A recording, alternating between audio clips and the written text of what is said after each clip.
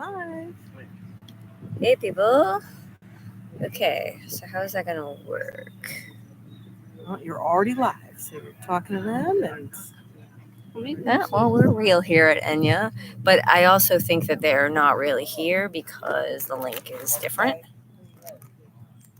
So it's just going to be for purposes of recording. So we will just wing this situation.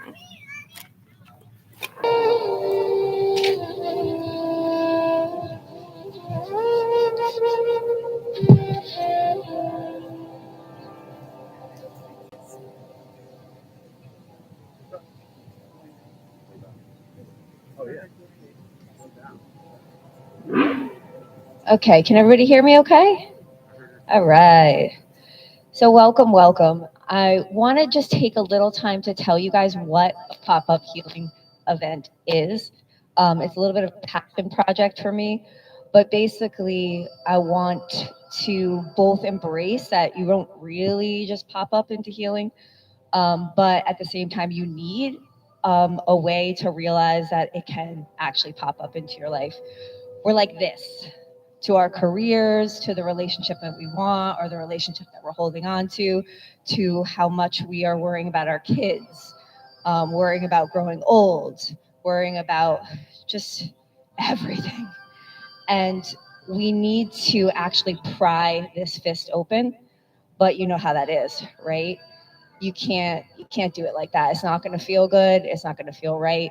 So we want to do it gentle. We want your fist to open gently. And that's really where this comes from. If there is an idea that you can go to a pop-up healing event, or any time in your life you could just pop up a little bit into healing, then that is the slow opening. So that's what we're trying to do here. I know that as a therapist, there's a lot of people that get value from these tools, but there are also so many people that will never come to therapy. And there are so many people in therapy that wish their people were going to therapy. So this idea of healing has to be digestible to no matter who you are or where you are. And you'll hear me say folks a lot today. I hope everybody likes that word. I like that word. It's very pronoun safe. So you guys are my folks today, and I hope you enjoy this journey. I have been on a healing journey for about 35 years. I'm about to be 44 in November, so you do the math. I think I'm an expert despite 18 years as a therapist. So what I'd like to welcome you to is another half of my background, which is yoga. And in yoga, we say, prepare to arrive. You think that you're here, but not. You're not yet here. So we're going to work on that a little bit today. We're going to give you that feeling of really arriving to yourself, and see if you have that felt sense of the difference. Some of you are here today because you're trying to release something. Some of you are here because you hold trauma. Some of you have stuff on top of those things. And the thing that we're really trying to realize is, in some way we're all trying to get back to something. I know you feel it. I know for me, I've worked on things, it seems like since I was 3 years old. And as I get more into myself, I kind of realize a real trauma is that I knew this about me. I knew I could sense things in people and help them connect. But I was too young and little in my body to say, grown-ups, you're missing all the moments of connection. And so that actually, underneath all the things that happened, all the traumas, all the difficult things, all the hard relationships, that's actually the real trauma. And I really think that's true for all of us.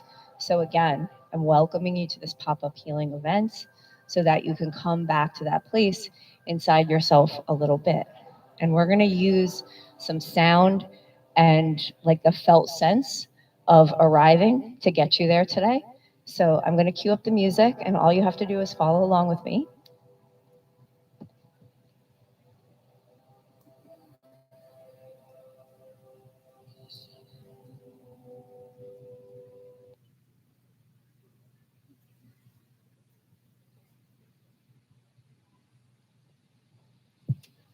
Okay, so we're doing yoga for real people. And since many of you are already in cross-legged.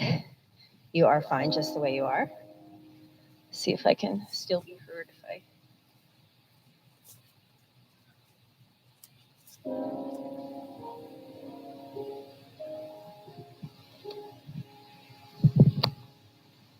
I could also just yell. So what we're going to do is you're going to take your hands and put them under your seat, just so you can kind of see the difference between contact with the ground and not contact with the ground, and recognizing that you have that ability, right? Feel the difference. And yet we do that all the time. We don't really get uncomfortable with not contact with the ground, with the earth. And right now you could tell it's so uncomfortable. Okay, so enjoy your contact with the ground. I'm super flexible, so don't look at the way I sit. Just make sure that you're feeling your sit bones on the ground. And we're going to shoot our arms up, remembering that this is yoga for real people. So we're not going to do anything bizarre here. Stretching all the way up to the sky and just leaning over to make contact with the earth in a different way. And you can put your forehead down if you feel comfortable. And we are preparing to arrive. So fold into yourself. Breathe in, exhale.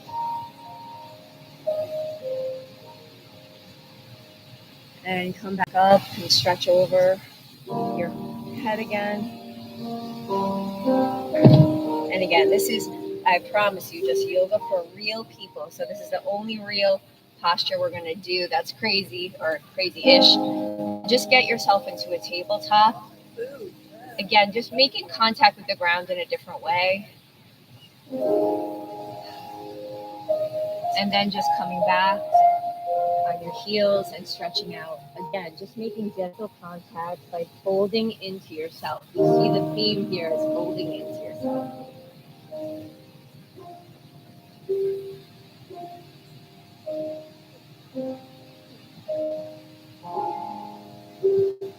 And I like to say, hi, me.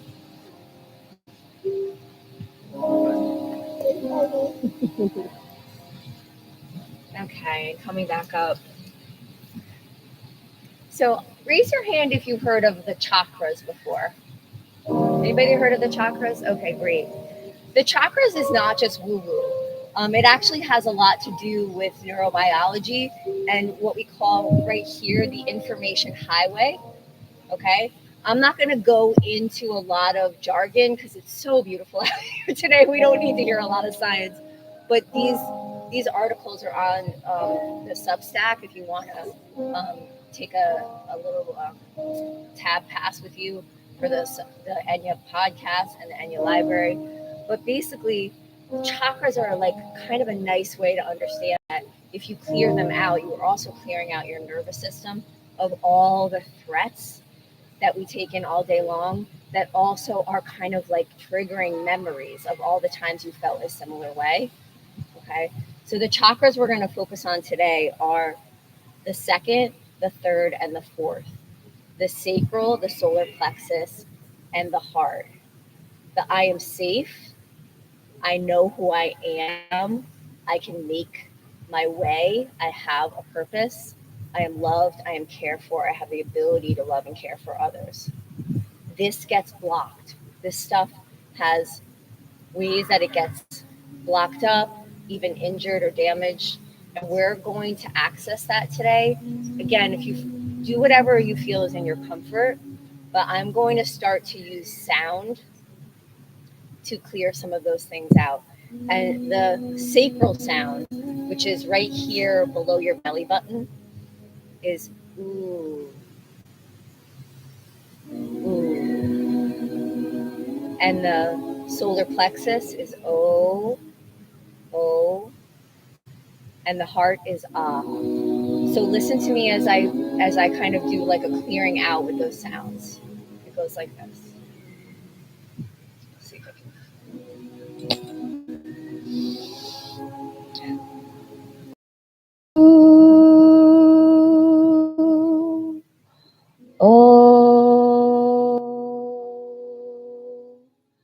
Ooh,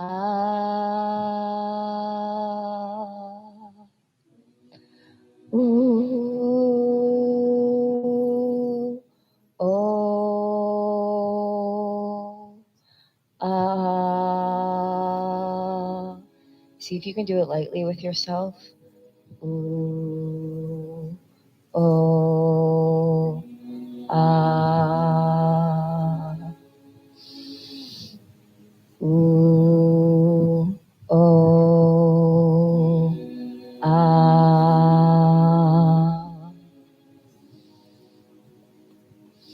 Stay in that lightly, everyone. We're going to see if we can time this with the music. Just listen to me and stay in yourself.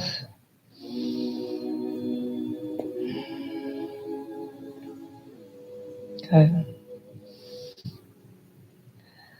Ooh, oh, ah. Ooh, oh, ah.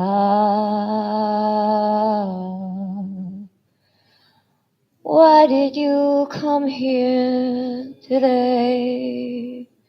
Ooh, oh, ah, oh. Why did you come here today? Oh, what called out your name? Oh, oh, why did you come? Oh, ah, listen. Listen to your heart. Oh, why did you come? Oh, ah. Did you climb a mountain of pain? Let it go. Let it tell you why did you come? Oh, say your name. Say your name, be brave. My name is Melinda. Your turn. Say your name.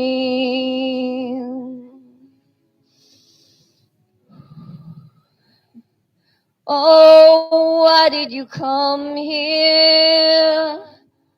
Thank you. Thank you, pain. I know my name. You know your name and why you came. Listen. Shh. Listen.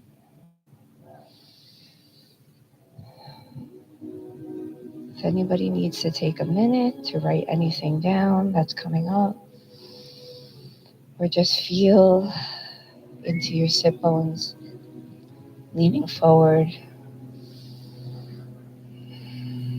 My name is Andrew. Good job. Andrew. And that is a really good segue, Andrew, because I have this concept, the Toolbox Approach, and it is to honor the brokenness, that feeling that isn't really real, but it is sometimes the thing that calls us to heal. And I have some people here today who are fighting and reclaiming that they are not broken. My niece, she takes in information a little bit differently, but she's not broken, and she works hard at feeling that way every day. My sister, she brought my niece Mimi to us in a different way, and she did also fight not broken. And my friend Andrew, He is on a healing journey, but he got a Achilles tear, and he had to feel not broken with that too. And we were talking a lot about being on a healing journey with his Achilles tendon and knowing that it's not, yay, I get to spend the next 6 months healing. And it's not yay. It's not yay all the time. And that's really why I developed the Toolbox Approach, because we need to know that there's tools out there, including each other, and it can be both. It can be yay and not yay, and it can also be okay to take a little bit of time with it and not have it be over in one workshop or one therapy session or one new health goal. Okay.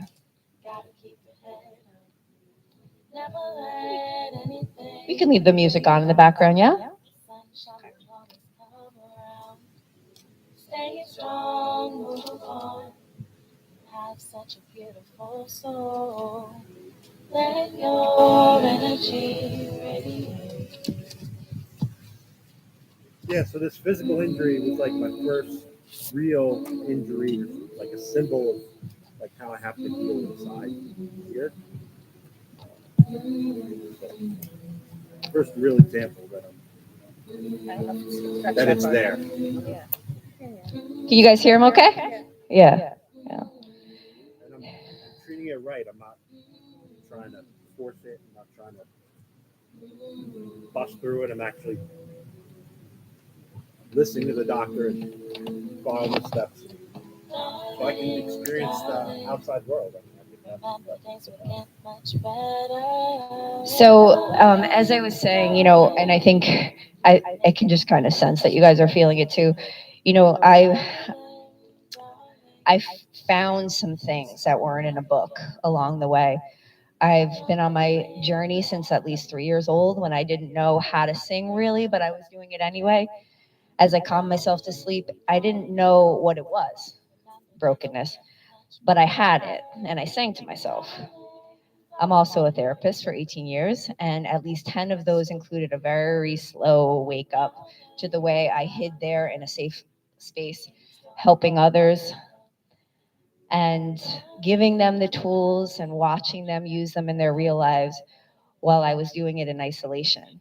It's only the last few years I realized that while my body was finding yoga, meditation, journaling, and psychological concepts, I had a fixing mindset. I've been doing yoga since my 20s as a healthy thing and not feeling into it.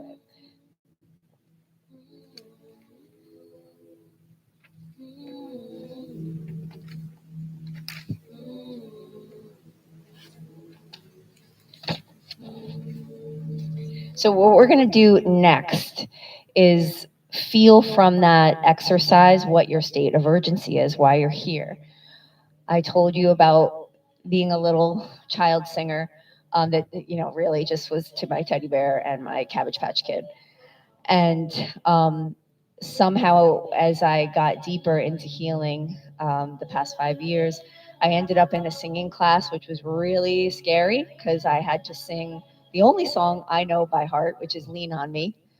But guys, it was pretty amazing because I'm looking at all these Zoom squares, and I'm like, oh my God, what is happening that I'm singing in front of real people? And I look up, and all the chats are like, look at us, we're here, and like, you got this. And some of my, I don't know, my little things that are in me that say you can do it kind of came back, and I actually entered a songwriting class. And some of the things that, because I'm definitely not a singer, I couldn't do that again, but some of the things that they tell us is create a state of urgency, and that just hit me so hard. Like, what the instructor means is the song is about somebody in a state of urgency, and all our stories are like that. Like, you're in your own song right now with some state of urgency. That's why you came here. So I really hope that you guys honor that that's happening for you. And we're going to go into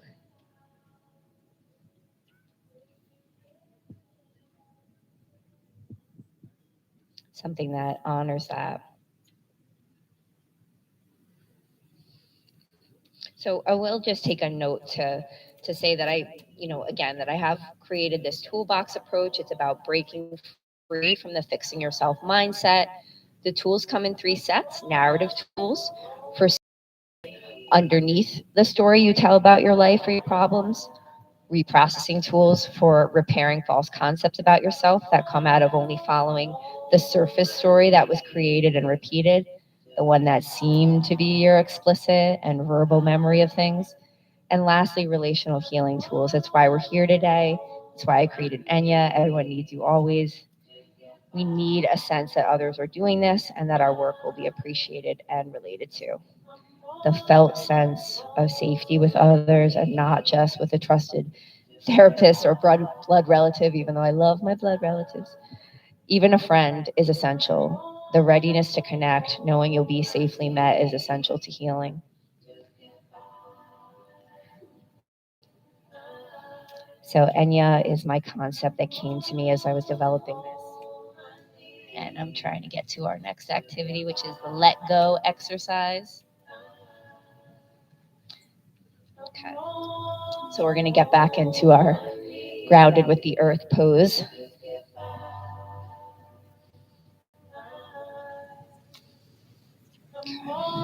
So I'd like to invite you all now to collectively breathe deeply in through your nostrils with your whole being. Feel your shoulders lift and imagine you're trying to breathe in the smell of hot chocolate or apple pie or just something you're eager to let in. Savor this breath. Pizza, French fries. Breathing in all the way with your shoulders.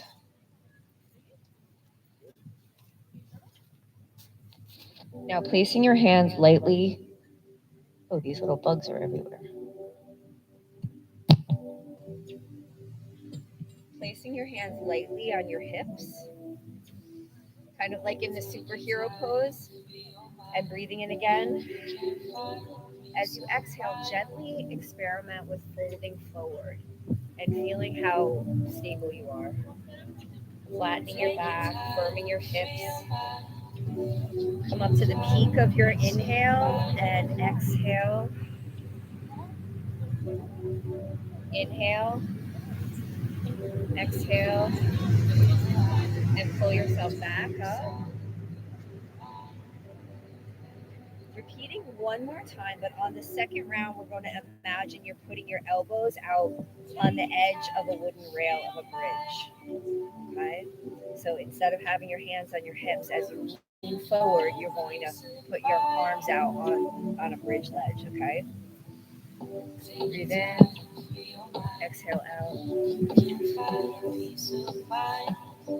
Feel yourself straining. And when you can't hold it anymore, push your arms out in like a superhero pose, like flying. And when you can't hold that anymore, allow yourself to go down. Now imagining as you look over the edge of the water, of the bridge ledge, like little pebbles are falling out.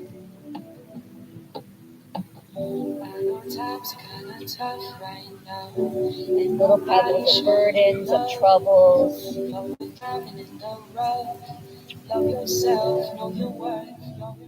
And again, using your own hip strength, pulling yourself all up to reaching out over the bridge ledge, leaning on the bridge ledge, pushing yourself back up off.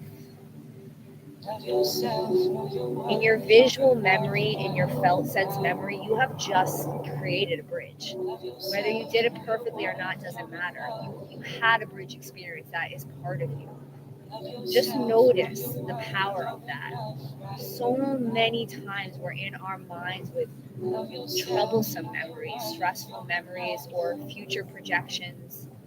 You just use your body and your mind for safe visualization, safe freedom, safe experience.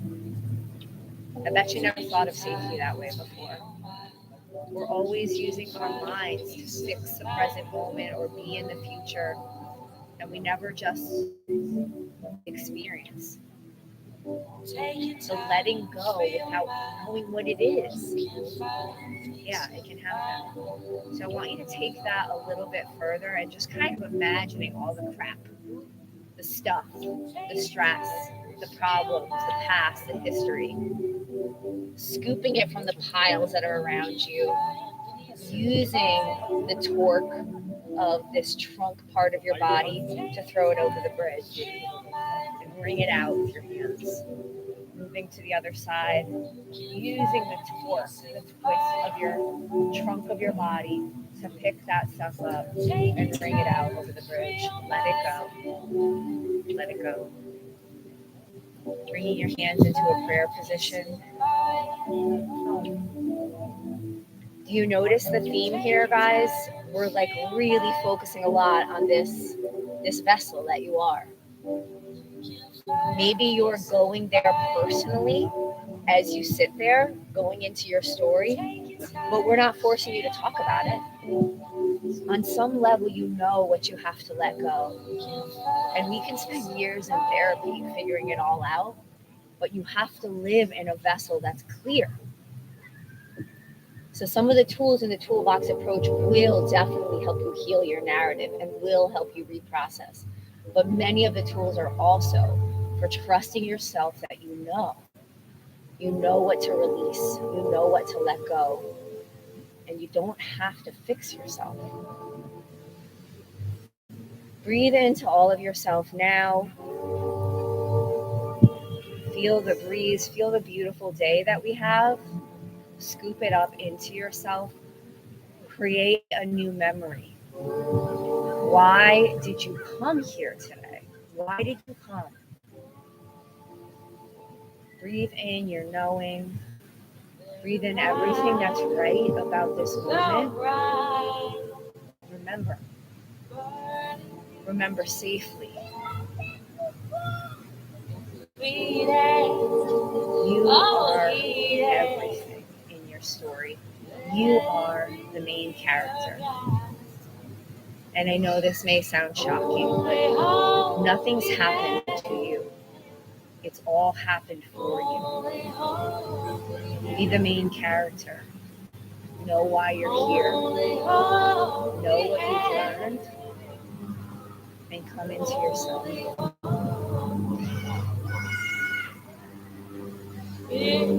Palms on the ground. Just feel the work that you've done. While I cheat and look at my notes.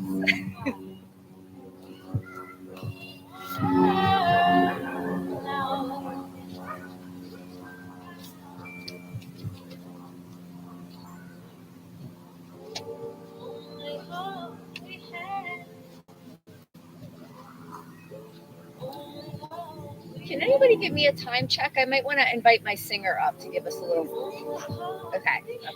We'll do you in 30, but you want to mosey around and get ready? Okay, great. All right, so chakra work revisited. You know now the ooh, oh, ah, these are all vibrations. If you put your hand under ooh, ooh, ooh, this is your sacral chakra. A little bit of clearing out happens when you feel that vibration and you place your hand and you place your intention. So trifecta. Same here. Ooh. Ooh. Ah. I'm safe. I know who I am. I'm worthy of connection. I know how to give connection to others. When that's clear, we have help no matter what's happened to you. When these things are clear, when you put your intention into clearing them out, when they will get mucked up again. We're not going to walk around perfect as we're healing. It's your responsibility to come to a toolbox approach and know that you have it for forever. For this vessel that experiences things and gets hurt. You're not broken. But you need tools to keep this vessel clear and open and learning and growing into your 90s, and I hope that for you. So we're going to explore something called the emotional freedom technique, and I'm just going to do a little bit for my reading, just so I make sure that I tell you some parts that are pretty important, foundational, and since I know this stuff, I don't want to skip anything. A lot of times these chakras have problems staying clear. They have blocks, partial blocks, and can pulse and throb with new energy injuries. They are energetic symbols of our nervous system, like I mentioned before, and very much linked to the science of neuroception. Now, that's a fancy word for the fact that we have 7 senses. We have the 5 senses, and then we have our sense of our body in space. Like, I'm not on an airplane, so I know I can do this. And interoception, like I know the difference between I have a stomach ache and that person just made my stomach clench because they're so cold, so ungiving, unfriendly. We have these senses, and it is our neuroception all together combined. And this neuroception is underutilized. We pop up here and we say, even though I want you to read my book, we say, read that book, follow that person, take that medication, go on that diet. What about here? What about all the information here that still might be saying I'm not okay? So that's what we're trying to do in this second tool. So we cleared out the chakras, we arrived today, we engaged with the felt sense, you called out to yourself to know why you're here. And now we're going to do another way of acknowledging that this system gets blocked.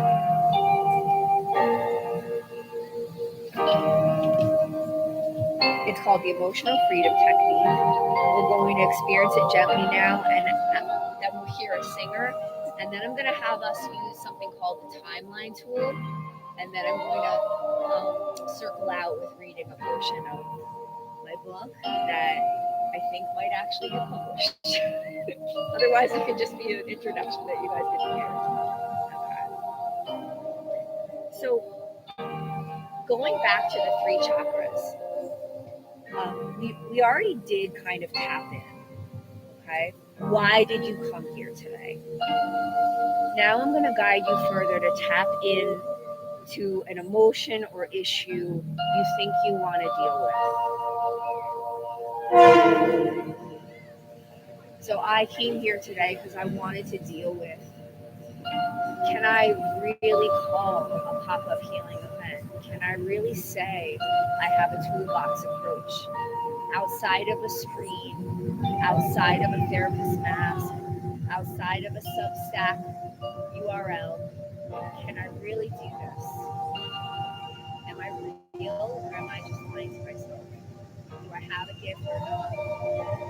That's why I came, and I'm worried about it.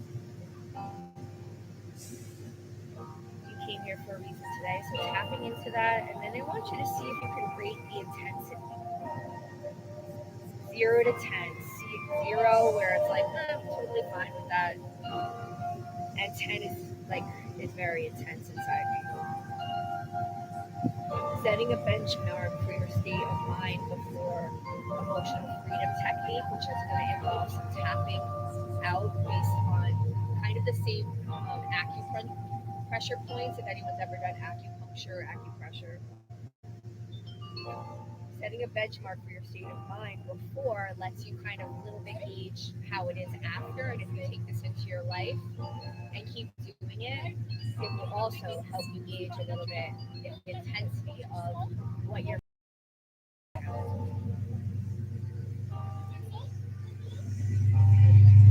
Then we create a statement.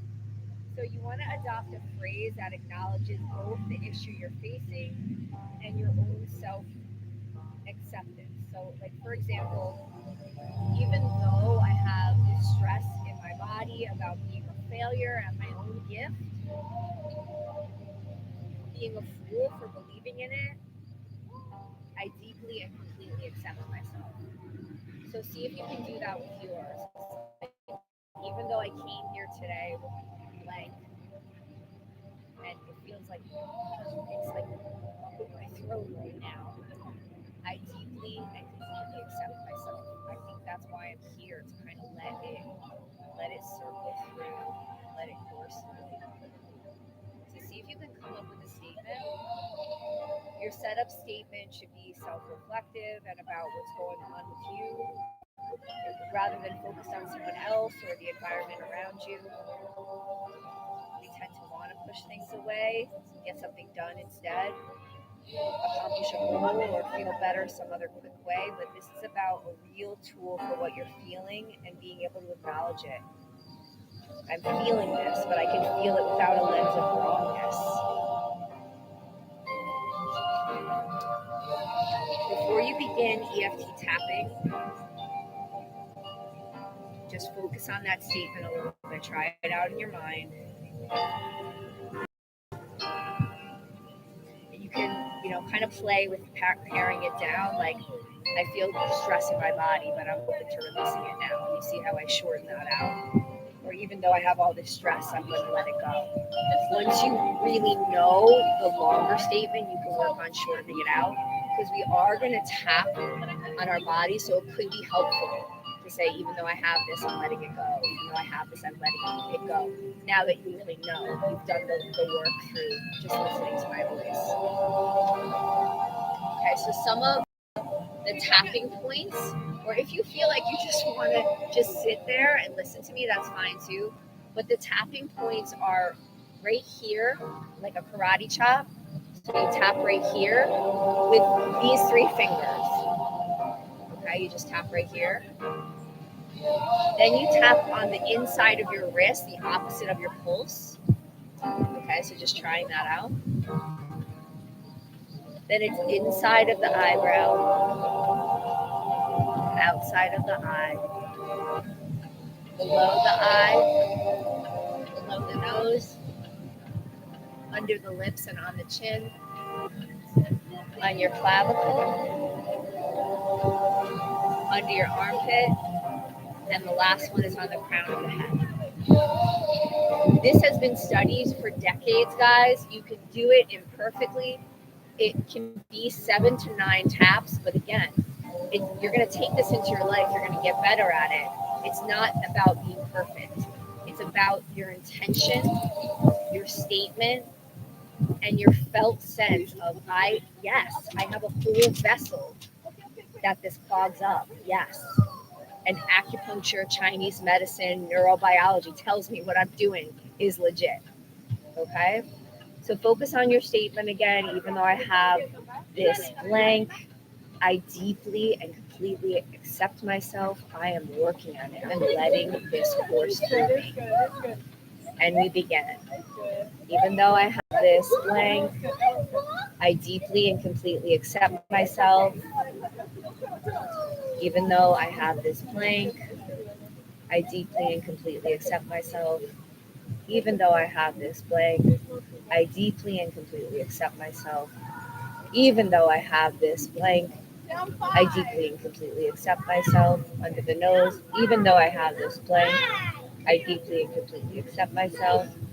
Under the lips, even though I have this blank, I deeply and completely accept myself. Clavicle, even though I have this blank, I deeply and completely accept myself. Under the armpit, even though I have this blank, I deeply and completely accept myself. Crown of the head, even though I have this blank, I deeply and completely accept myself. And now I want you guys to just experiment with it on your own. You can still watch me. I'm going to still be doing it. But I want you to really get in touch with just your own voice, whispering it to yourself, or you can just kind of mentally kind of call it out in your head, okay?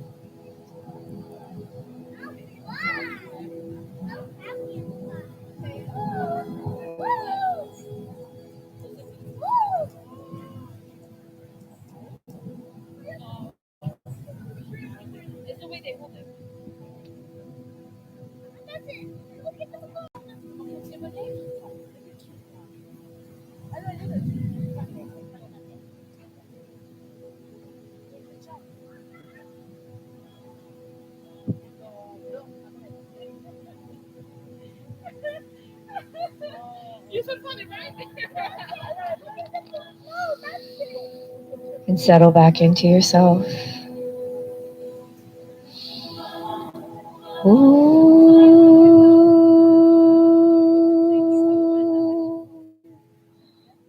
Oh. Hand over the heart. Ah.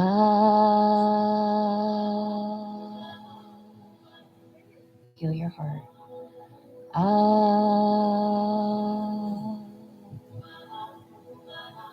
Why did you come? Why did you come? Ooh, oh, ah, why did you come? Ooh, oh, ah, why did you come?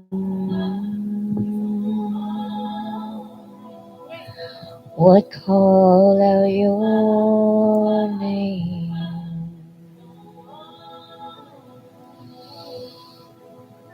Was it your pain?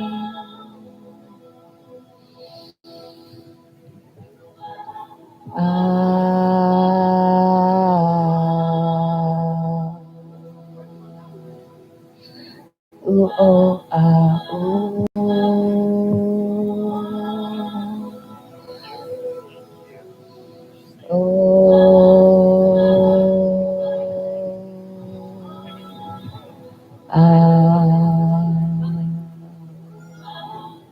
Gently now. My name is, say it to yourself or out loud. My name is Melinda.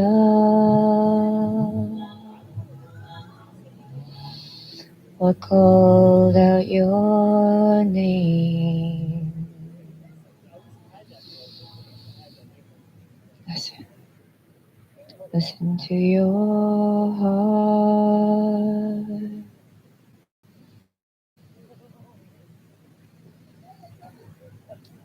Okay, guys, I'm going to skip to my cheat sheet so I make sure I welcome you for a second time to the water and the snacks. We're going to hear from a performer, Alita. She is playing piano from a young age with 11 years of choir experience under her belt. She loves creating harmonized shamanic-like vocals, and I think she does electronic beats as well. So I'll let her announce if she has any way to follow her, but I'm going to invite her up.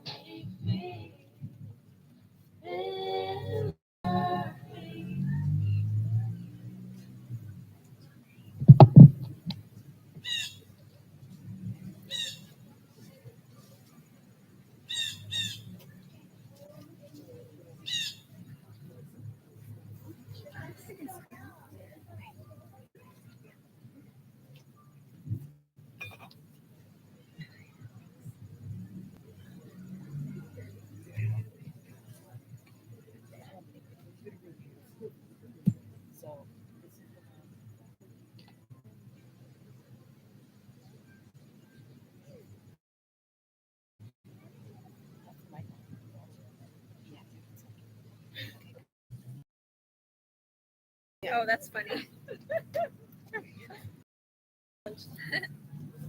I can also hold it in my hand. I mean, Whatever you prefer. Yeah, because I'm like, I'm like moving. Yeah. I like need it. Like, So, is it all set to go? I think it locked again.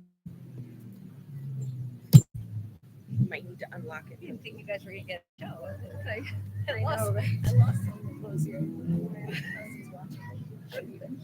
Okay, that's funny. Okay.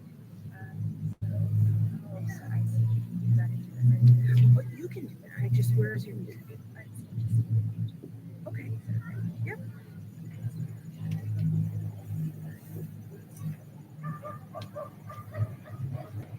Okay. Hit play. We'll start to go. Okay.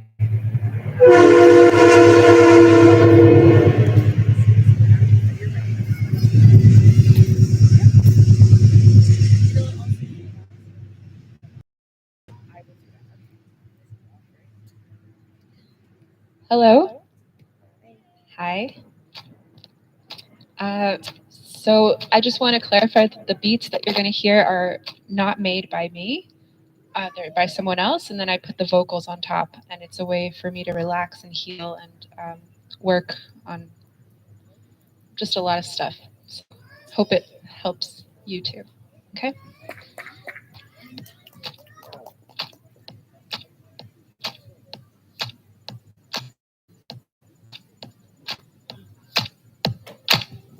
Good.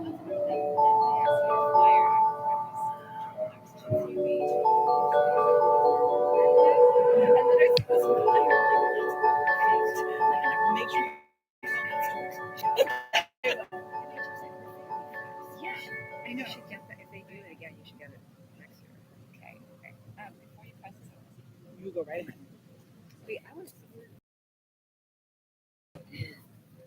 Okay, so I just found a performer was too new agey for the farmer's market. And this is what I'm talking about. So you got stuff already, and then you hear you're too something, and that doesn't help, right? So again, like we need these opportunities to pop up heal. I don't know if that's your state of urgency today, but let's give like more like receptivity to this last song because you're not too anything. You're just right for this audience today. Okay.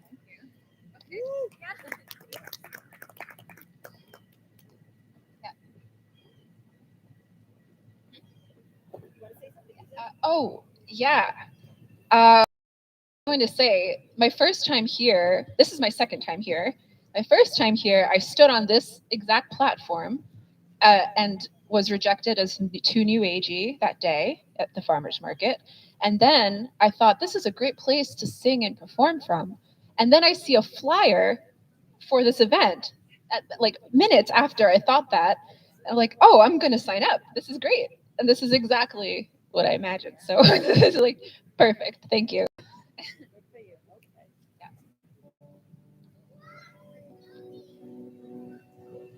A little louder. Yeah, thanks. Thank you.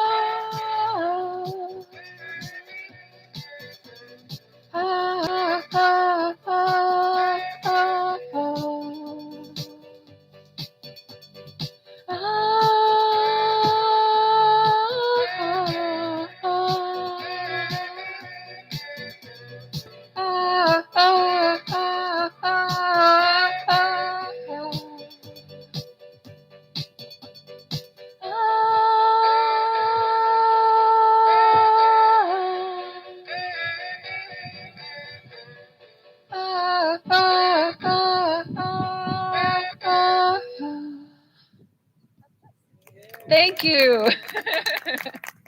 Beautiful day, beautiful company. Thank you.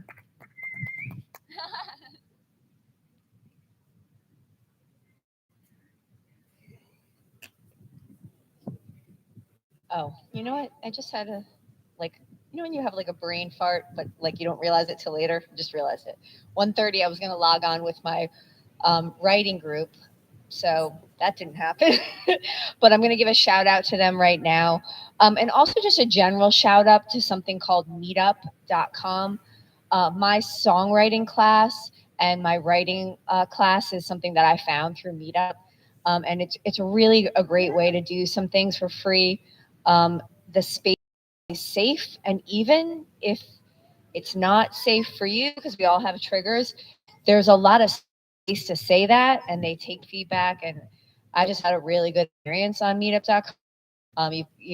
You also do a lot of kind of safe wallflowering in there too. So I found Brooklyn Women's Writing Group, and I also found Eve Soto's services. She's also on Patreon. And I just want to give them a brief shout out. The group began in 2017 as in-person meetup that gathered every Sunday for drop-in writing. But now that they're virtual, you don't obviously, because I'm not in Brooklyn. We have people from all around the world in the group, and I've just felt so safe and at home. And I really think I would have just been a writer in a closet if it wasn't for them. I really, appreciate them. They also have the publication called The Wild Garlic, which I think is so cool. I don't know if you guys knew this, but garlic grows in Brooklyn and it cracks the pavements. That's how powerful the growth of it is. So I really like that.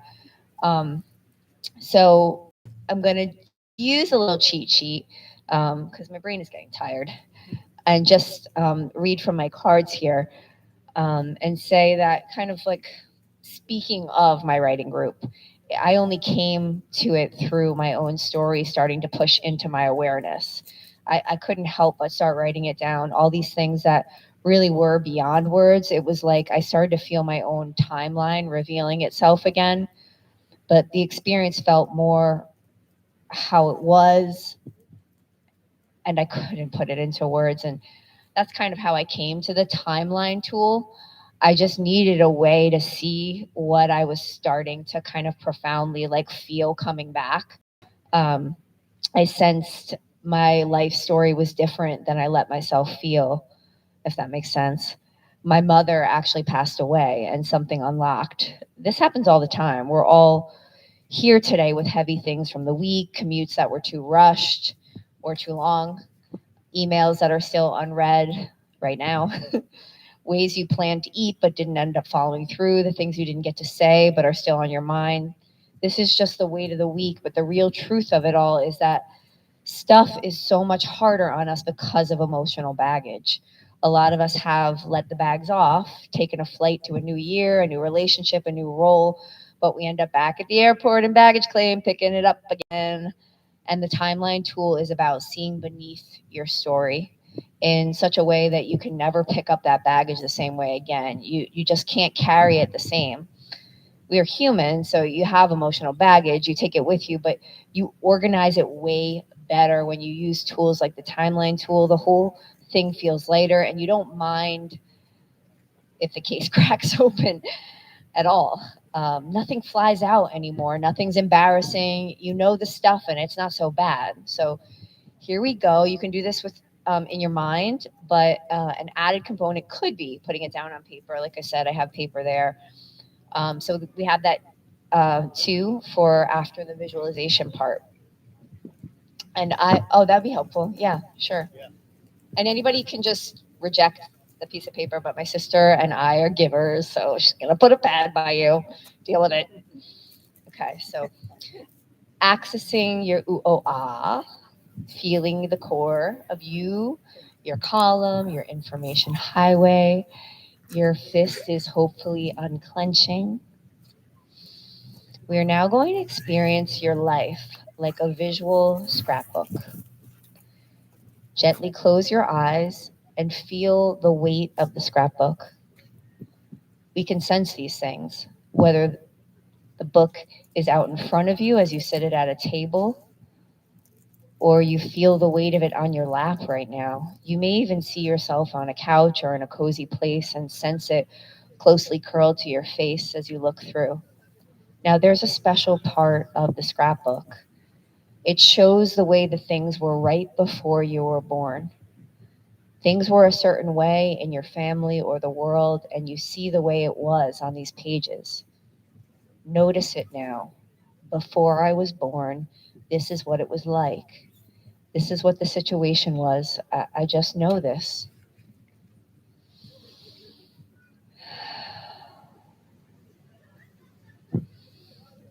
Feeling the scrapbook now, start flipping the pages to when you were born and notice what you see. Sense you are moving methodically, somehow in 5-year increments. You see 0 to 5.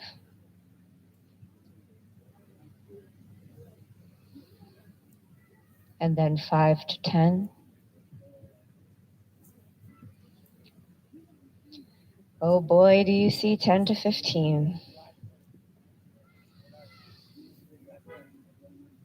And 15 to 20.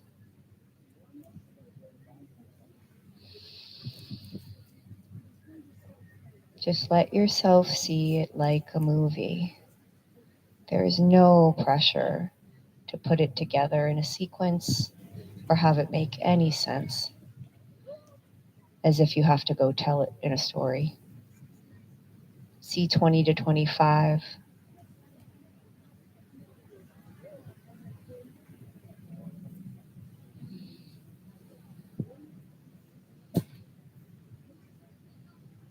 See 25 to 30.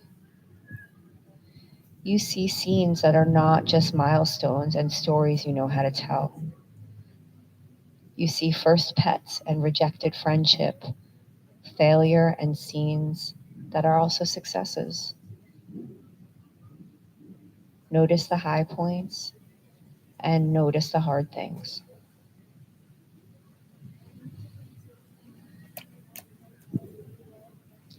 Don't worry about anything logical. Keep going to the age you are now. Breathe in and exhale. Place your hands over your heart to gently indicate that is all you and you feel it. Since you have this special scrapbook in your possession, feel its weight. Somehow it's not baggage at baggage claim. Breathe in and exhale.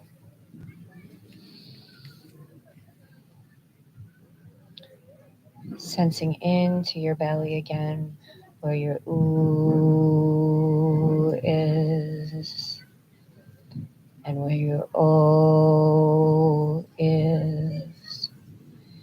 And hands over your heart, where your ah is. Now again, you can use a piece of paper to write this down, but we're going to try and put this into a timeline. You can do this in your mind's eye if you'd like, but like drawing that line and really, kind of putting things down that you've seen. We do have paper here, and drawing a line horizontally can help. In the exercise, we're not starting at age 0. Remember, I said, what was the scene before you were born? So we'll label that prenatal for before birth. Here you retrieve your visual memory that got triggered in the activity and indicate on the timeline the situation before you were born. Now this only has to make sense to you. So I'll use myself as an example. When I was developing this tool, I did it many times on myself, but one time I wrote, before I was born, my family was 2 kids from a previous marriage of my mother's, my dad, and his dog. They were not accepted well by the grandparents who were refusing to acknowledge the union. it was indicated my birth would make this a legitimate family, less sinful in the eyes of Queens and Bronx-born Irish and Italians and Catholics. Now, I didn't really write all this stuff down on my timeline. I just kind of reflected on it. My brother and sister were already 10 and 13, and my mother was 40. My father took this all on at age 32, and rejection from his family was not an option, so they had me. But all that just got placed on my timeline. I said it like, Melinda, you make us a family, no pressure. That made a lot of sense to me as I continue to plot along on my timeline. And I think that you will be able to do this too, just gently pulling up the memory and coming up kind of like we did in EFT with a simpler way to plot it out. So I'm going to put on some music. I'm going to give you about 10 minutes or so. Trust you may see something too.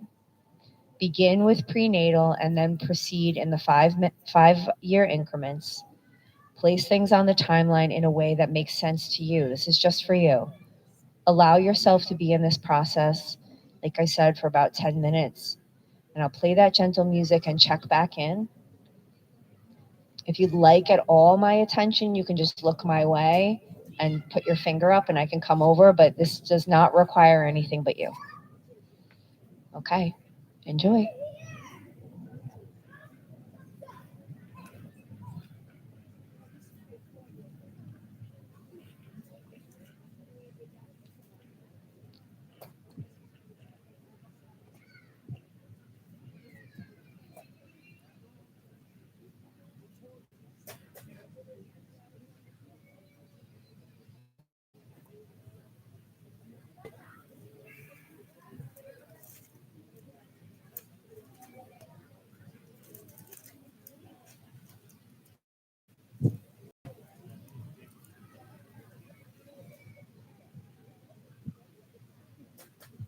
Darling, darling, beautiful. Gotta keep your head up. Never let anything bring you down. Sunshine will always come around. Stay strong, move on. Have such a beautiful soul. Let your energy radiate.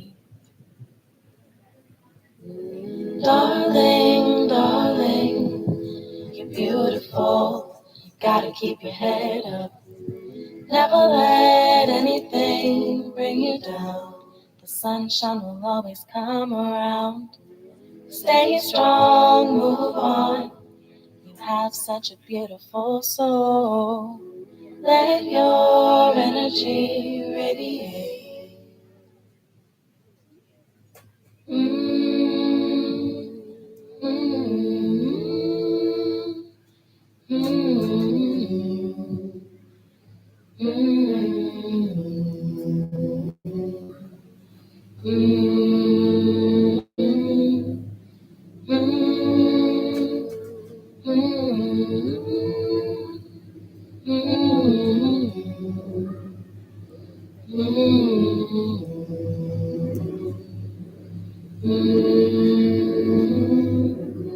Darling, darling, remember days will get much better. Darling, darling, you can make it through the stormy weather. Darling, darling, please don't ever give up. Darling, darling, you gotta keep your head up. Darling, darling, remember days will get much better. Darling, darling, you can make it through the stormy weather. Darling, darling, please don't ever give up.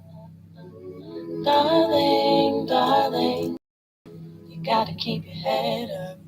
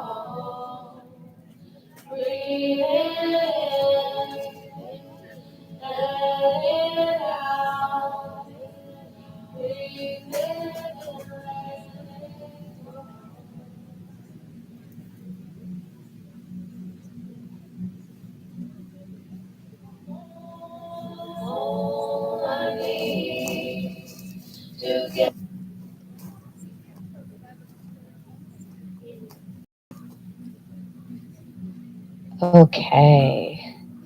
How'd we do, everybody? That will sit with you for a little while. So, you know, I do have the timeline tool on the Substack. It's something, like I said, right? So you come to it, you drive your car, you get pissed off at your boss.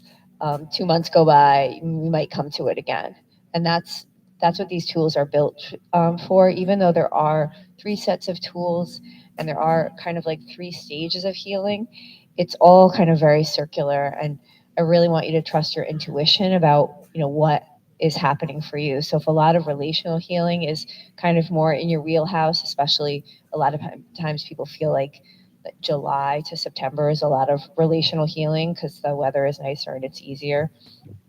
So maybe consider like parking the narrative healing tool, which is what the timeline was, until you can like open it up again. November, December, these are good times. Everything kind of like slows down a little bit. We hide behind the fact that the holidays are coming and we just pretend to do our jobs. We don't do them as well. So you can revisit that. Does anybody feel like they want or need to come up and share anything that came up in the timeline tool at all? I can do it from here. Yeah? Okay. Yeah, I didn't mean for it to come out like this, but it came out like a sine curve. Yeah. Like that. So Andrew's saying his came up like out like a curve for some reason. He's like, yep. On the uprise. That's how it honestly. Cool. All right. Yeah, I mean, a lot can come out that you wouldn't just be like, hey, friend, this is how I'm going to tell you about what's going on with me. So that's why these tools are really important. I'm going to go into sharing a little bit from the intro of my book, You Are Not Broken, Break Free from the Fixing Yourself Mindset with the Toolbox Approach. So that'll be probably about 26 minutes and just relax into my voice. You can just do your own thing. Light chatter is fine.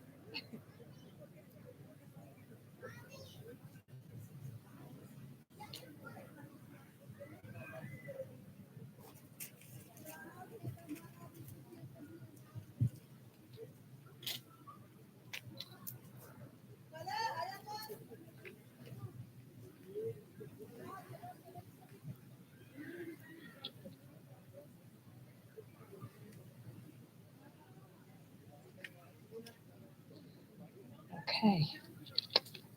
Here we go. And like I said, there's cards on the table that invite you to the Substack library, which is also reflected in the ENYA podcast on Spotify. So it's ENYA, Everyone Needs You Always, not the singer. And here's the intro. It was like a bat hanging upside down from the inside of me. The feeling clenched onto my rib cages and hung there. A sure sign I was haunted by something. For 35 years it hung there, and I came to know it as a deep sense of brokenness stuck inside me. I thought it was me, and I also wanted it out of me. It was both things. On good days, I knew it wasn't the real me at all, but I still felt it there. I lodged it deeper inside with every effort to look at it, trying to see exactly what it was so I could fix it. I wonder now if I became a therapist to somehow feel more at home with this constant effort to find out how it got there and how to fix it. When it's your job and others seek you out for the very same thing, to be cured of brokenness, it can all seem very normal to keep working at it all the time. The thing is, 15 years into being a therapist, I still had it, the brokenness. Yet it is years past that now as I bring the book that represents my journey and the tools I found along the way. I didn't find the brokenness, I didn't fix it. What I did was establish a toolbox. Now I want to share with you how I've finally begun to change the brokenness into my ally, with reformatted versions of a therapist's tools, reformatted to fit a real person journey. That is how I feel now, real. They were random tools of the trade before because they were used haphazardly and had no real connection to what perched there inside. Now I have learned to create a toolbox out of them. That is what I have to offer you here. I figured it out. Mind you, I did not figure myself out like a crossword puzzle. Not that at all. No.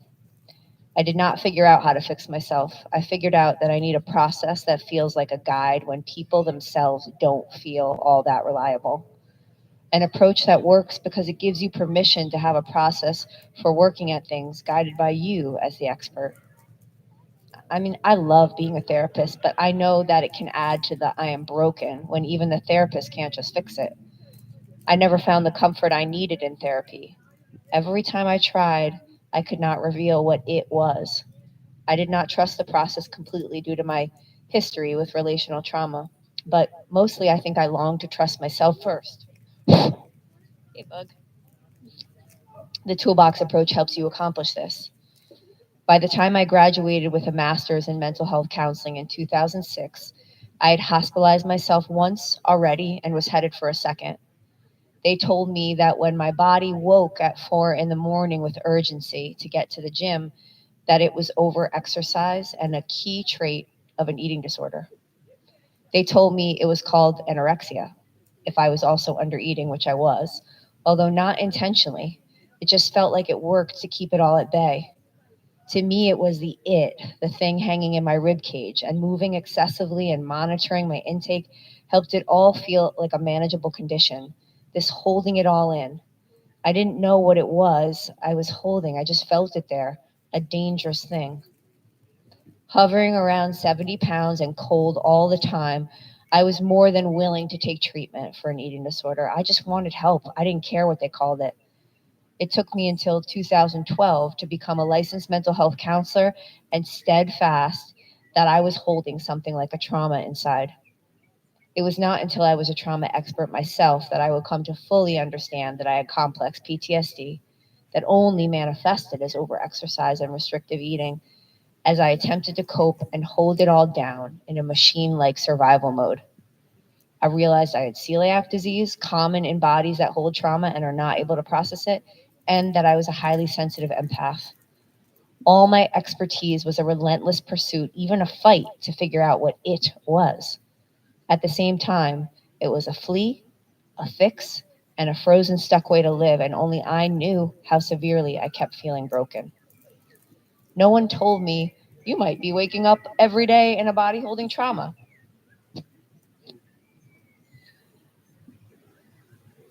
No one introduced me to the body remembers concept and that I might be stuck in a survival response. My traumas, I would learn on my own, go back to nearly the beginning of my life. No wonder why it was perched so deeply, and I still felt it decades later. This is all to say I know this feeling. While it has helped somewhat to know what happened, I also know it lays so much deeper than this.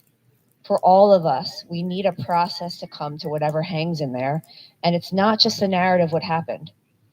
This book gives you the Toolbox Approach, a set of tools for 3 phases of healing this thing: narrative healing tools, reprocessing healing tools, and relational healing tools.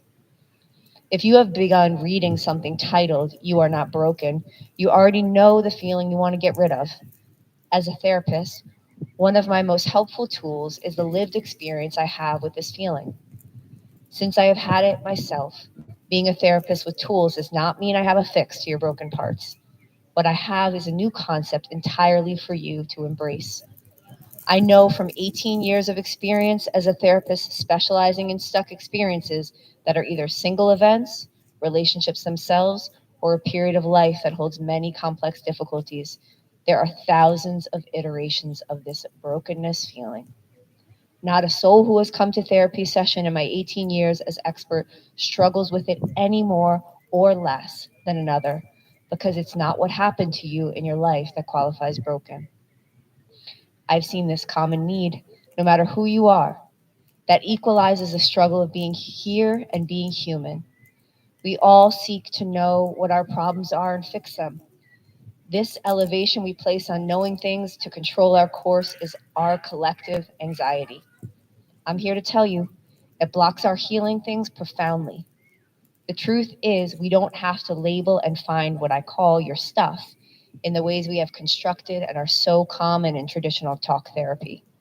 So many of us have the broken feeling regardless of the unique content of your life story. So it's not your stuff that qualifies you as traumatized or not, and you don't need to wait for a therapist to diagnose something. I would like to propose that feeling broken is your invitation to look at your stuff differently.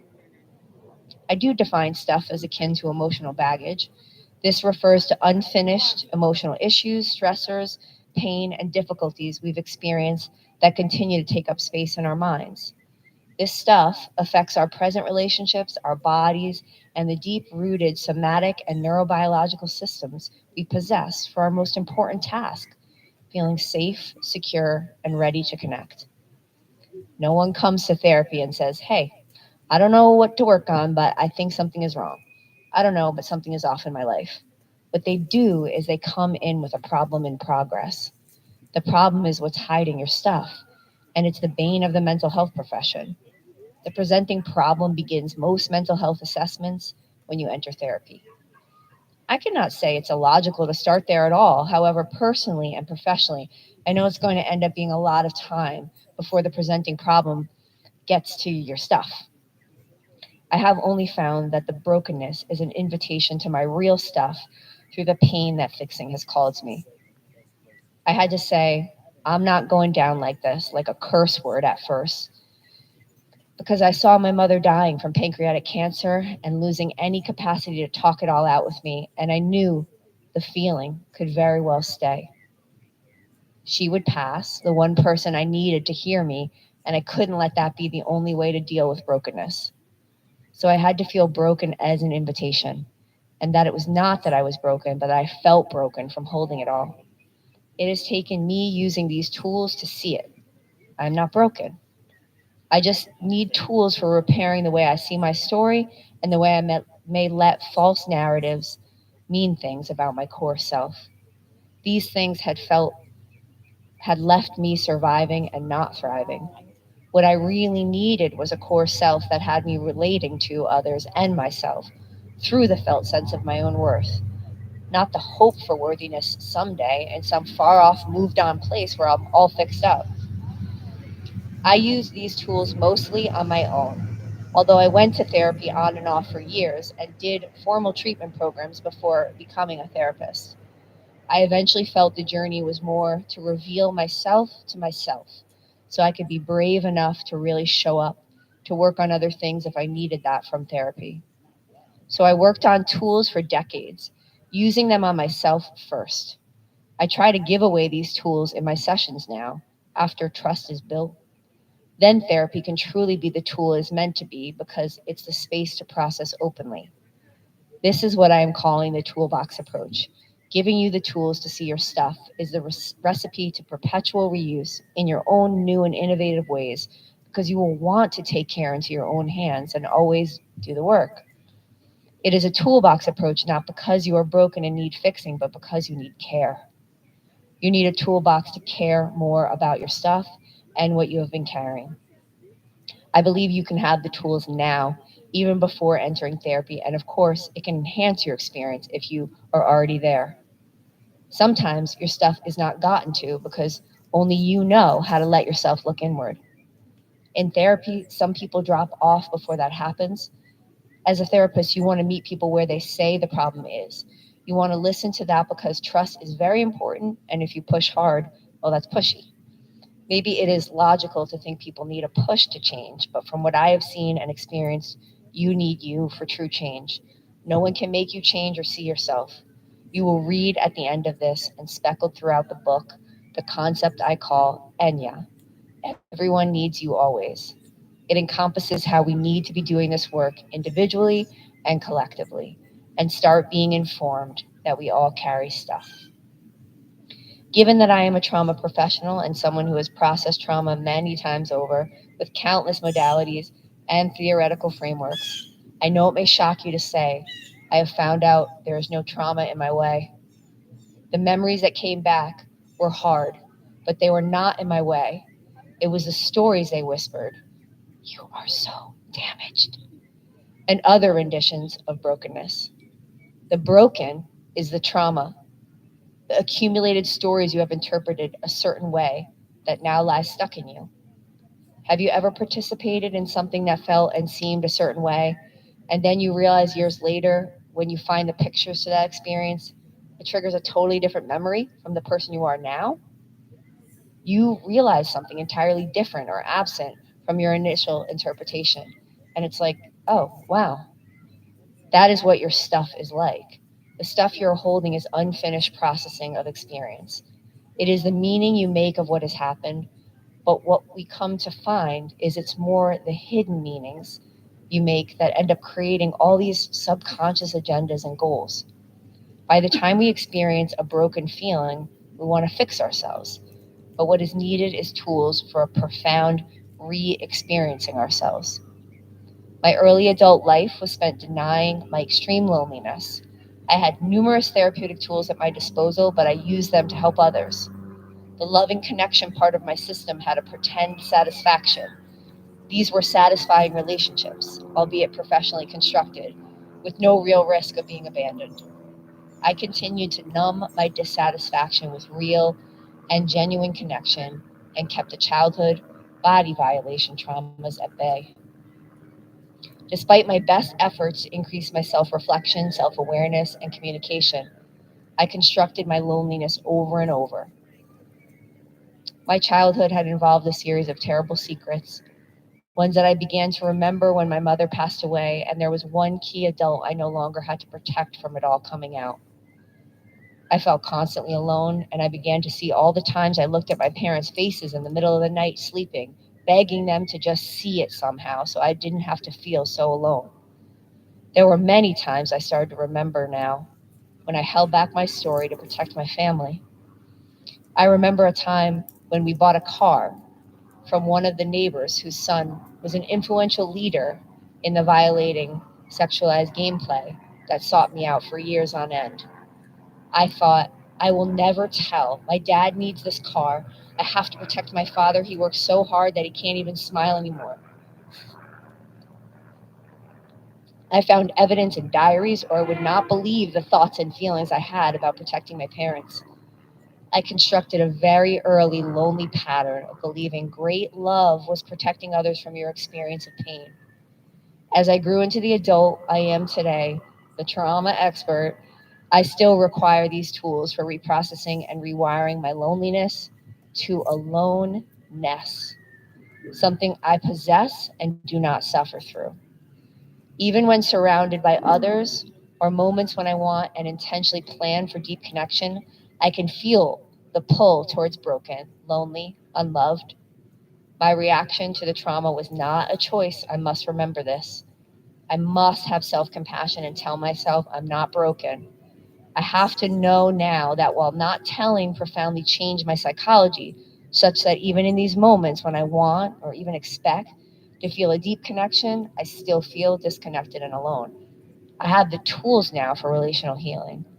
This book is about delivering the tools in 3 parts, the last of which is relational healing. I thought I had uncovered a hidden what happened that was getting in my way. That what was a repressed childhood sexual intrusion and manipulation on a larger scale than I could fathom. It could have explained a lot, but it did explain a lot at first. It may floor you, but in year 3 of what I thought was the end of processing and healing it all, I got depressed. I didn't feel changed anymore. One of my hidden goals as a result of the what started to rise through when I began really finalizing and putting this book together. I saw the way individuals responded to my intuitive brand of therapy and how this was mainly because I could let things in. I could help these people because I let myself feel them and could use my superpower there. The brokenness was coming from the meaning I had made about Melinda the person. The meaning I made was don't let things in so much. That was a huge mistake. You are too open and feel too much. You have to have rules for what gets in so you don't risk that again. And I did develop a profound sense. I needed to protect my family and everyone from my feelings. I developed so many rules of operating for myself. This just seemed like the way it was. And even when I wanted to let go, when I was ready to let go and had done so much work, the goal was still there. I was still operating in don't let things in. You need restrictions. You cannot be trusted. You're too open. I could finally see the what happened from uncovering repressed trauma memories or other unprocessed hurts. But my changes started coming when I saw the meaning I made out of it that was dictating much of what I did. My change, if I'm honest, didn't come from knowing the problem, reprocessing, or countless epiphanies I had. It came from starting to see the stuff. I was living in this meaning making I couldn't see, and all the while I thought I was moving on and using that to hold the stuff as if it wasn't there. It is a highly intelligent act we are all quite amazing at. It's beautiful in a way, the way we hide our meaning making from ourselves. I absolutely hate seeing this, but being a therapist seems like one kind of goal on the surface. The goal on the surface is that I want to help people identify their trauma. I missed my own in countless attempts to get at it, both on my own and in therapy and treatment facilities, and I don't want that to happen to someone else. The goal hidden in there is an agenda for not having to let people into me, just being the one who gets let in. The hidden goal here is convince yourself giving is enough. You don't need to let people in. That is a meaning from what happened to me related to childhood sexual intrusion and manipulation. I needed a way to navigate the character I had, to be warm and gentle, yet never let that be penetrated ever again. So I wore it like armor unknowingly. I hate this. It's not the goal my rational brain pursued, but it's your stuff. Seeing this helps me reclaim my right to connections, however. So it's bigger than reprocessing trauma. And it's what your stuff and the toolbox approach. Oh, that's going to be bad. Sorry, guys. I just got to second with the bug. Toolbox approach can really do for you. Help you live with it all and with yourself and be not broken. Now, some straight talk here. We don't have time for my unbreakable warmth and kindness, for my patient intuition, for trust to develop. You might not go to therapy before you have a problem, and maybe you shouldn't. I want you to know the stuff you carry now. It is near impossible to figure it out on your own, but don't waste time thinking you might go to therapy someday, and just start by reading this. It may seem I am convincing you out of therapy, and while I love my sessions with people, as well as being patient, being safe, and seeing it all turn into a formula for growth somehow, it's selfish to keep this in. I can do so much more for you if you read this first. You can know more on your own first and then come in ready to trust because you trust you. What if you already knew the things to work on because you had your own screening tools and the data from your own results? What if you didn't need healthcare systems red tape to get the ball rolling? You know your stuff through the tools that act like personal appointments with you, the expert. That expert can be you. Mental health professionals get a bad rap for so many things. Either we are focusing on the past as the root of all your problems, or we are too formulaic in our approach and focusing on theory. We are depicted as focusing on negative cognitions or fancy diagrams for how to talk about feelings that will unlock your dysfunction. I can get lost in a good theory myself, but it is all just more validation for needing tools to get at your stuff and beyond the story of the problem, but the meaning they are making. Professionals get lost in how to get at your stuff too. We sense beyond what we learned in school, and we fail all the time to give ourselves permission to just get to it with you. That is why you have to have the tools before we present them to you. What if we collectively miss you because the stuff that makes up your brokenness can't be seen or heard or talked about? What I write is not about a change that fixes you. It is certainly not about me knowing what you should change or helping you with all my expertise. I think that when you see your stuff for what it is, you will see you are not broken. And the things that you are acting from that you didn't even know you were acting from can create an awareness that now you want goals you choose consciously instead of subconscious fixing from someplace you haven't really let out to be seen. What I can say concisely now is that I want to know how to let people in. I want to know the right amount of open to be. I want to be able to say to someone real, I've met with you for some time and decided I trust you, so I'm going to let you in further.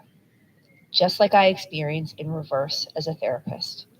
People trust me, but following my own toolbox approach has meant I have to let others in now in order to heal. Why did I not have this before? I was hiding from the stuff without realizing it.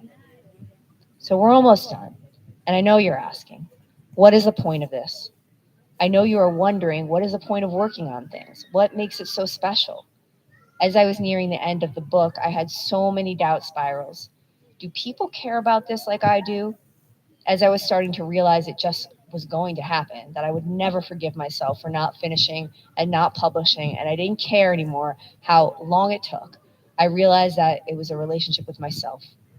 That is what the tools show you, a new relationship with the self that is there forever at your fingertips. I am not broken. You are not broken. The stuff is yours to know. I don't want to tell you something about your life. I don't want to take the process away from you. I want to give the process to you, the one of you coming to your own self-knowledge. I felt so good about things, and you are not broken. It just became the new lead for everything. I saw it everywhere. Now I was really making a point. It's never too late, and the toolbox approach is not for broken parts, but for a forever maintenance of yourself and your stuff. Well, then I got some devastating health challenges, signs of cancer in all the female places, echoes of my mother's body haunting me from the grave, more things we never talked about. I titled this You Are Not Broken, but that broken feeling came back. Did working through any of my trauma matter? Did becoming a therapist as a pathway to healing and then also realizing it was me hiding have meaning? Was failure a glorious eye-opening or just failure, and did it make any sense? I had become so brave using these tools in sessions that I felt I stopped myself from inauthentic helping and found freedom, but was it too late? You will learn my mother's pancreatic cancer battle and demise plays a pivotal role in unlocking the stuff. But use of the tools had uncovered everything, and I was so trusting that I really didn't think there was anything I would miss looking at ever again. The genetic DNA ghost of my mother knocked on my door, though. How could I miss this? Cancer. I can see now this mindset is still the residuals of holding trauma. The hypervigilance to not miss a thing meets me on my yoga mat and morning hikes, and it takes the two of them combined to get my real body back, the one that is in charge of its own safety, that knows empowerment. Here I was thinking, did I just plain not notice this? Did I just do all this too late? What now? I thought I was really a joke, a toxic optimist, and that I was so stupid to make this journey to truth so important. My mind screamed, it's too late. My own mother's not going to rise from the dead and see me accomplish this or anything else and finally be there for something worthwhile. She's dead and left me with this stuff again. Yeah, it was a low point. I thought maybe this is a big joke on me to see things all too late. I was a kid again, never knowing why things changed before I was ready, and things I learned came too late after knowing the hurt and the sting. And lonely and stuck came back. Then I realized it was the feeling of all these things that are big and inside me with no way to just know what it means. This feeling that the child inside me had suffered alone so many times with no tools, never knowing the difference between my stuff and someone else's. This was old stuff. I was me now. So you will explore with me the use of somatic tools for accessing the felt sense of what is old and hurting and what is available and present in you now. You will learn about internal family systems and those tools that help you see there is a chorus of parts of you inside that you can dialogue with and consider an inner family way more reliable than the one you were born into. No offense, family. I have explored and learned that all the tools were shouting, "This is your stuff," when I hit that cancer scare wall. I knew it was that stuff that makes me feel alone and small without protection, but that wasn't me anymore. The stuff that could make me quiet and disappearing and hidden behind an "I'm fine, but how are you" warm smile, that wasn't me anymore. Everything in these pages suddenly became the present me that was not there for this feeling before. And I just knew the stuff is always like this. That's why I'm writing. That's the point. You have stuff just like I do, and you're running out of time. Don't let someone dying or a cancer scare wake you up. I'm writing so we can all know how to slow down the survival response to our stuff. There is an emotionally balanced way to move from a survival response or being threat activated as normal. And this is a topic I'll get to in the reprocessing tools part of the book. It all starts with "you are not broken." That's a mindset, and the toolbox approach is for you. It is just stuff there in the way of integrity, love, and wisdom. Brokenness needs these tools so we can look at it with a body-mind intelligence that is our birthright, but often falters in all sorts of lacking, fertile ground, or even deleterious events. I've been waiting my whole life to help myself and others with this because I have always felt the largeness of what people are going through, and now I know why I felt urgency. It is urgent. Time is running out. Don't wait. No matter when you start to work on things, it matters because you've always felt it.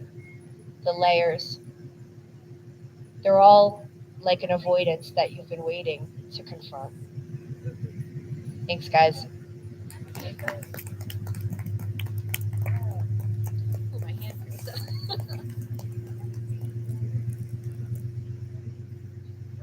So I'll make a last shout out for anybody who wants to say anything or do anything creative. Do we have anything from anybody? Or are we all pooped out and tired and popped up and healed out?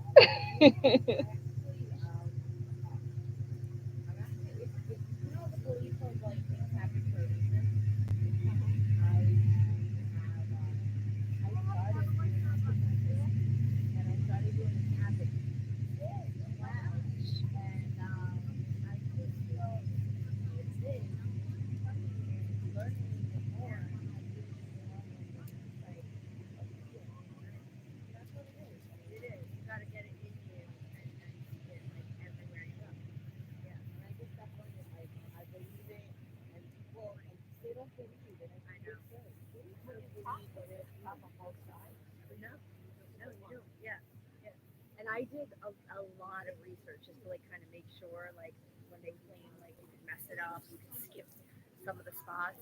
And they said, but you do have to kind of make a commitment. Like I would say, like 6 months or so, you continue to do it. Yeah. Once a day? Whenever you remember, but just staying committed, you know, is an important part. Is that the tapping? The tapping, yeah. But I like it. You could do that every day. I you mean, do it. It it becomes just so becomes simple. part of your relief Yeah. of being able to just release everything that's happening in your day or just what's happening to you. Like it's hard to, I'll go in the like, bathroom you're at work. living something tough. You know, you just tapping out the energy of you'll do better. You're not that accident. You're more Right. you know? Well, and that's the thing is that so many things happen, and you're just like feeling it. So this kind of like we mask it. I deeply and completely accept myself. You know, like no matter what, it's just a healing again, and it takes people time to reverse the messages. And I think that's the thing. People just think that healing is more like a physical, and it's really